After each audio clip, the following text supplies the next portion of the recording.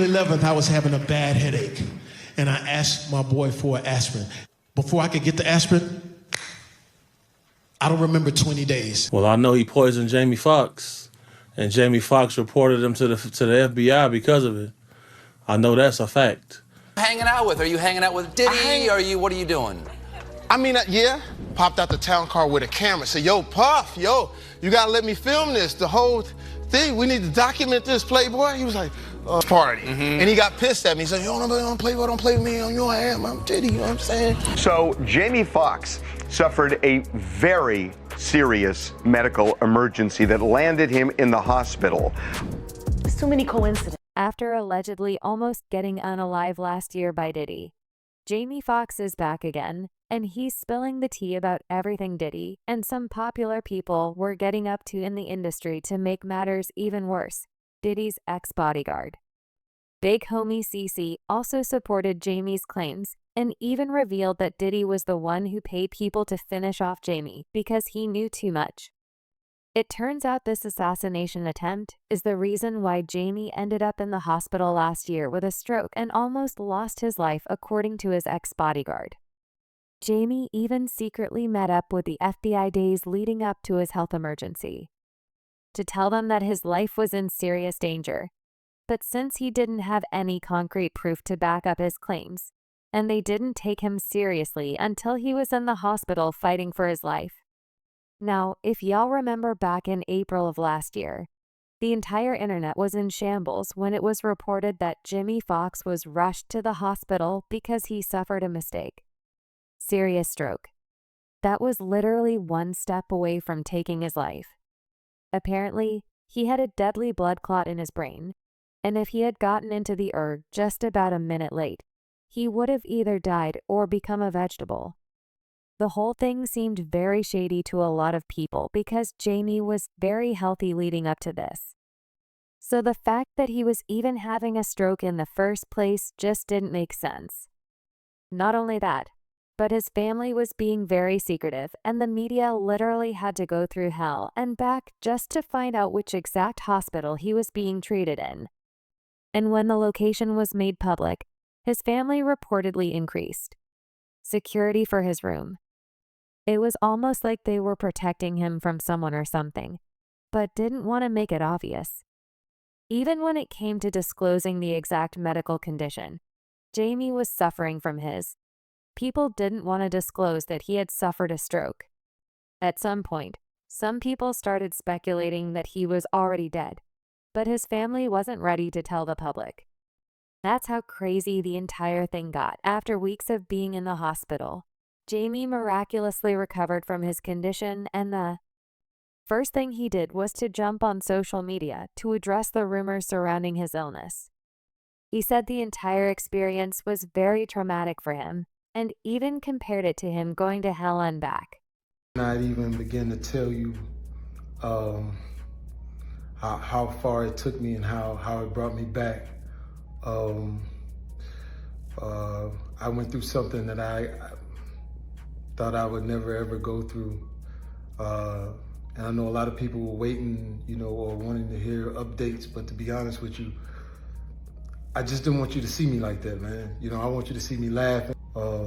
Now, by being quiet, sometimes things, get out of hand. People saying what I got. Some people said I was blind, but as you can see, the eyes are working. The eyes are working just fine. Said I was paralyzed. I'm not paralyzed. But I did go through, and I know they talk about people crying on videos. You can do take two, but I'm not gonna do a take two. It is what it is. And if you see me out from now on, and every once in a while I just burst into tears, is because it's been tough, man. I was sick, man, but now I got my legs under me, so you're gonna see me out. But like I said, I just want you to remember me for the jokes that I crack, the movies that I make. Some of them good, some of them ain't. I think I got a good one out. And the songs that I sing, man. Now, of course, people were happy to see him getting better, but they also couldn't help but point out how emotional and spiritually drained he looked. To be fair, He had just survived a life-threatening illness, and so he was gonna look a bit tired. But people just felt like he looked weird. Some people even said he died, and that the person who was talking was his clone. Not only that, but he also sounded like he had way more to say and Bud was holding back too. Lee had enough strength to fight back what will come to him saying the things he actually wants to say. Once all this happened, the first suspect on everyone's list was Diddy because prior to Jamie getting sick, he was out there telling Diddy's business to the internet. In fact, it has been rumored for a while now that Jamie was allegedly one of the celebrities who were at Diddy's freak-off parties. What really made these allegations start going crazy was when an old interview that Jamie did a while back went viral on social media while he was still in the hospital fighting for his life. During this interview, Jamie revealed some disturbing things he saw when he was invited to a Diddy party, and upon his arrival, he saw a bunch of naked people doing all kinds of freaky stuff. It was an entire freak-off party, and there was everything you can imagine, including Diddy's infamous pink coke. As some of you know it, the pink coke has actually come up a lot recently, and according to reports, it's a dangerous combination of hard substances to get people to indulge in freak-off activities for hours without getting tired for him. The whole time. The whole time. I remember watching Puff at the Beverly Hills Hotel. I'm filming this. And it's a pool party that is ridiculous, man. And I look up and I see Dr. Ruth. I don't know if you know who that is. The lady. The lady. I see Dr. Ruth. I said, Miss Ruth, could you please come over here? This guy by the name of Sean P. Diddy Combs. I need you to come meet him. I need this for my camera. Dr. Ruth and Puff at the Beverly Hills Hotel pool dancing, doing their thing, right? And you know what they dancing to? Over in the corner, God bless, is Heavy D, Andre Harrell. He knows the people and the he shipped in for his party wouldn't be able to last for hours. So he gives them this pink so they can last for hours. At some point, they become literal freak-off zombies running off of just pink. Jaguar Wright stepped into the chat and took it upon herself to get in touch with one of the dealers who cooks this pink hook. And the details are much more disturbing than you think, child. Listen to this. Has to bring across. Wait, the Tusi. Yeah, the Tusi. That's what they call. I found out. I talked to my guy because I wanted to be informed. Because people was calling it Tusi, that's calling it the Tunchi.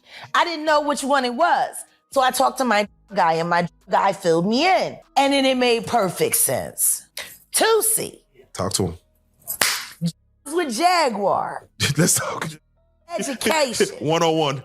So Tusi is the coke, but they take the ketamine and cook it up, and they fold it into the coke. Now, if you don't know what ketamine is what they call on the street Special K. It's a veterinary, it's a horse tranquilizer. Now, gay men have been using this for years.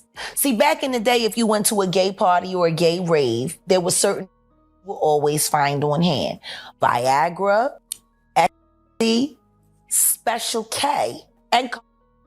Now, see, the coke can keep you up all night, but unfortunately, it gives you limp noodle because of what the blood flow is. So you wants to fuck with a half-hard dick all night. So that's why you have the Viagra to make sure that the dick involuntarily stays hard while you're numbing yourself with the coke. Now, see, the ketamine, that's a horse tranquilizer. So that relaxes all your muscles. You could get 80-ton gorillas. You wouldn't feel a thing.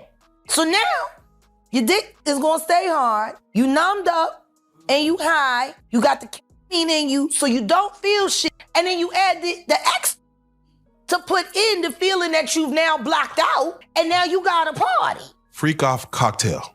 Yeah.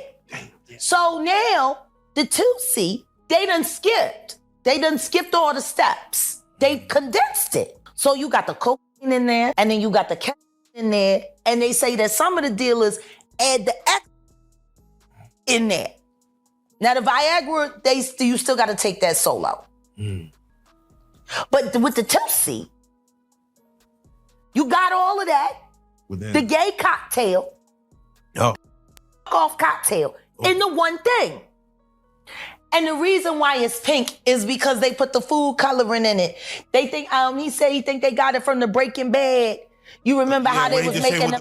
And they made it a special color, so they done that with the Tootsie. Wow. It's the food coloring. You think that... As if you need more. When did high not get high enough? Like, I'm trying to understand. Yeah, to the point where you have to fly it across, like, I need that here tonight. Can you get that here? Like, no... I need that here. You got 3 powerful and food coloring. Okay. You are numb. You are wired. You pop that Viagra. You a f***ing machine. You anything. You a brick wall wouldn't even feel it. A brick wall wouldn't even feel it anyway. Going back to Jamie, he revealed in another interview that these parties were so private and secretive that he wasn't initially allowed to get into them unless he was invited by Diddy. So in order to let Diddy invite him, he agreed to bring his camera along and document the entire thing. For Diddy, he was basically acting like he was down with the shenanigans and that he was gonna be Diddy's personal cameraman. So Diddy will allow him in. And we all know Diddy loved to record the freak-offs, so he was obviously gonna say yes. In fact, if y'all remember, Cassie said in her lawsuit that Diddy used to film these parties and keep the videos as leverage over the people who attended. He knows these people wouldn't want their private videos out in public, so he can use that to control them for as long as he needs to. In this parties, I show up with a camera. Puff, yo, you gotta let me film this. The whole thing, we need to... Word on the street is Jamie knows too much, and that's why he was one of the first ones to be targeted once it was time to clean the house. According to Diddy's former bodyguard, Big Homie Sissy, he blatantly accuses Diddy of being responsible for Jamie's illness, and he claims that they got Jamie by poisoning him with cyanide. Big Homie claims. Did he try taking him out too by poisoning him with the same substance on 2 occasions, with the second attempt getting his brother also poisoned in the process? But he made it out of both attempts alive, as if all of this wasn't wild enough. He said the reason why Jamie was and still is secretive about the details of his joke is because he reported Diddy to the FBI for poisoning him, but he didn't have enough evidence to back it up. So the case was never made public. Mind you, this was all before Casey exposed Diddy. So Jamie coming out without proof would have definitely made him look crazy to a lot of people. No, he poisoned Jamie Foxx, and Jamie Foxx reported him to the FBI because of it. I know that's a fact. So, wait, you're saying that Diddy poisoned Jamie Foxx and that's how Jamie Foxx got sick? Jamie Foxx reported this man to the FBI because of this. Facts. Wow. Okay, and how did you hear about this? If you can tell me, or if you can't, that's all good. But you know what I'm saying, like, well, you know, people are they're gonna want to know, you know what I'm saying, how this happened, or you know what I'm saying, what's the backstory to this? Well, by the time this drop, this is gonna be in the stratosphere. It's gonna be in the ether by the time this drop. You can probably look it up right now. But by the time this interview drop, this is gonna be out in the ether for sure. These people poison people, bro. I've been poisoned 3 times. Why am I testing positive for cyanide? You feel me? Why do I had pneumonia 3 times? So people like, man, why he breathe like that? Because I only got 1 lung. And then I had a car crash. I got 1 nostril permanently blocked. And I done had pneumonia 3 times. Somebody been trying to poison me. My brother got poisoned with me. The little lady I was bodyguarding, she got poisoned. Like, somebody is carrying on these antics. These is facts. Is there any idea why Diddy would want to poison Jamie Foxx? You get called to testify if you on camera and some of this footage, and you want to make it a little bit easier for yourself. It's a way. It's ways in this industry people go about doing things. Just know I tested positive for cyanide 3 times after drinking some bottles in the club. Once you get hit with the cyanide, it turns into pneumonia. I had it 3 times. So, and notice how he said once you take cyanide, and it has the possibility of causing pneumonia. Well, guess who suddenly died from pneumonia despite never being diagnosed of having any illness and being healthy? Kim Porter. Now, I'm not saying Diddy had a hand in Kim's death, but there have been rumors going around way before he even got exposed that he had a hand in it. So I guess we'll just have to wait for the feds to conclude on that. Now, when it comes to Jamie, he recently opened up about the health emergency he had during a recent Netflix comedy special, and it was disturbing to say the least. He said, well, we didn't find where it was coming from, but he is having a stroke. He may be able to make a full recovery, but it's going to be the worst. My youngest daughter, she's 14. I didn't want her to see me like that. But she snuck into my hospital room with her guitar. I was paralyzed. Said I couldn't walk. People had their own thoughts, like this person who said Jamie probably got a hold of one of them baby oil bottles and used the whole thing not knowing it was laced with GHB. Another person said it's extremely telling that Jamie won't explain what happened to him. If it was just a medical issue, you would think he would talk about it to raise awareness. But now I want to know your thoughts. What do you think about Jamie mysteriously almost dying after allegedly getting poisoned by Diddy?